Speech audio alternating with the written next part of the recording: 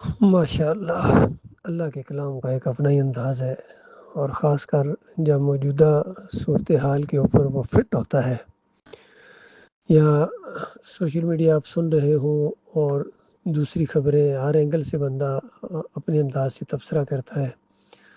اور ایسے میں بیچ میں جب مالک کی بات آتی ہے تو یہ معنی مفہوم اور واضح ہو جاتا ہے کہ یہ جو بڑے بنتے ہیں جن کے حکم کے اوپر یہ فوجیں دوڑتی ہیں اور فیصلے کرتے ہیں، اور دنیا ایسا لگتا ہے پوری دنیا یہی چلا رہے ہیں، ان کی ایک مچھر کے پر کی برابر بھی حیثیت نہیں ہے اللہ کے سامنے۔ اصل میں اللہ ہی اس پوری کائنات کا مالک ہے، خالق ہے، وہی اس کو چلا رہا ہے، منصوبہ اسی کی طرف سے ہے سارا۔ ان لوگوں کے اپنے ہاتھوں کی کمائی کی وجہ سے، ان کے کرتوتوں کی وجہ سے اللہ کے عذاب کے کوڑے ان کے اوپر برستے ہیں۔ بہانہ کوئی چیز بن جاتی ہے، وہ تو کوئی چیز بھی بہانہ بنتی ہے، لیکن اصل چیز پیچھے مالک کے ہاتھ میں ہے سارا کچھ۔ ان کے اوپر جو میزائلوں کی بارش ہوتی ہیں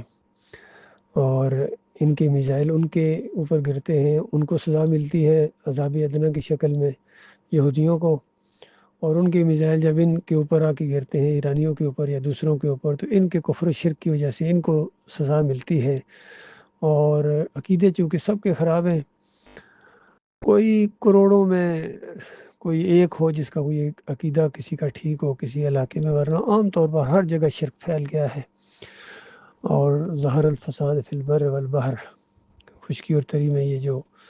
فساد برپا ہو گیا ہے، یہ انسانوں کے اپنے ہاتھوں کی کمائی ہے، ان کے کرتوت ہیں جو ان کے منہ کے اوپر دے مارے جا رہے ہیں۔ یہ سارے شرک کے رکھوالے ہیں، کوئی مورتیوں کا پجاری ہے، کوئی گنبد کا پجاری ہے، جمہوریت کے پجاری ہیں، اور سر میلے کرنے والے ہیں، پیری مریدی کرنے والے ہیں، تعویذ گنڈے والے ہیں، امام زامن والے ہیں، گائے کی پوجا، گھوڑے کی پوجا، انبیاء کی پرستش، اولیاء اللہ کی بندگی، یہ سارے لگے ہوئے ہیں، سارے کے سارے، عربی ہوں یا اجمی ہوں، اور پھر سب نے دین کو معاش کا ذریعہ بنایا ہوا ہے۔ دینی امور پر اجرت لیتے ہیں سارے کے سارے، مکی ہوں، مدنی ہوں، پاکستانی ہوں، بنگالی ہوں، فرانس کے ہوں یا امریکہ کے ہوں، جہاں بھی یہ مسلمان پائے جاتے ہیں،